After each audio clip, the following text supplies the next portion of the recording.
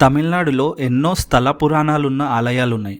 అందులో ఒక శక్తివంతమైన ఆలయమే మన శ్రీ మురుగన్ ఆలయం. ఈ ఆలయం కన్యాకుమారి నుండి సుమారు 70 నుండి 80 కిలోమీటర్ల దూరంలో సముద్ర తీరాన తిరుచెందూర్ అనే ఊరిలో ఉంటుంది. అసలు మన సుబ్రహ్మణ్య స్వామి ఇక్కడ ఎందుకు వెలిచాడో, ఈ గుడి ఎల్లగట్టారో నేను మీకు చెప్తాను.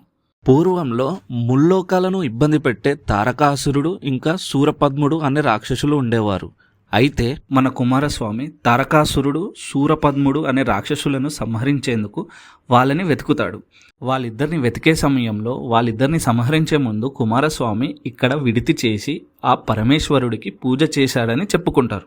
అయితే సుబ్రహ్మణ్య స్వామి ముందు తారకాసురుడిని సంహరిస్తాడు. తర్వాత శూరపద్ముడు స్వామివారికి దొరకడు. అక్కడే మర్రి చెట్టు రూపంలో దాచుకుంటాడు. దానికి ఆగ్రహించిన కుమారస్వామి తన ఆయుధంతో ఆ మర్రి చెట్టుని 2 ముక్కలుగా చేస్తాడు. ఆ శూరపద్ముడు కొన ఊపిరితో ఉన్నప్పుడు స్వామివారిని ఒక కోరిక కోరుతాడు. అది ఏంటంటే 2 భాగాలుగా అయిన మర్రి చెట్టుని తన వాహనాలుగా స్వీకరించమంటాడు. అయితే కార్తీక స్వామి ఆ 2 ముక్కల్ని నెమలిగా మరియు కోడిగా స్వీకరిస్తాడు. ఇక అక్కడే ఉన్న భక్తులను కాపాడేందుకు తను అక్కడే కొలువై ఉన్నాడని పురాణాలు చెప్తున్నాయి. ఈ ఆలయంలో కార్తికేయ స్వామి బాలుడు రూపంలో దర్శనం ఇస్తాడు.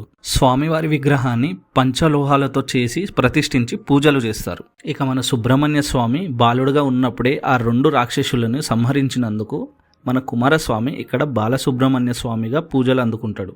ఇంకో విషయం ఏంటంటే ఇక్కడ స్కంద సృష్టిని పురస్కరించుకొని 6 రోజులు ఘనంగా ఉత్సవాలు నిర్వహిస్తారు. తమిళనాడులో ఎన్ని ఆలయాలున్నా చాలామంది దర్శించుకునేది పళని సుబ్రహ్మణ్య స్వామి ఆలయాన్ని, తర్వాత ఈ ఆలయాన్ని. ఈ ఆలయంలో పంచలోహాలతో చేసిన స్వామివారి విగ్రహాన్ని 17వ శతాబ్దంలో డచ్ దేశం వాళ్ళు దాడి చేసి దోచుకెళ్తారు. మళ్ళీ ఒక భక్తుడు దాన్ని తీసుకొచ్చి ప్రతిష్ఠించి పూజలు నిర్వహిస్తారు. అసలు అక్కడ ఏం జరిగిందో, బ్రిటిష్ వాళ్ళు దోచుకెళ్ళినప్పుడు ఏమైందో అది నేను మీకు నెక్స్ట్ వీడియోలో చెప్తాను.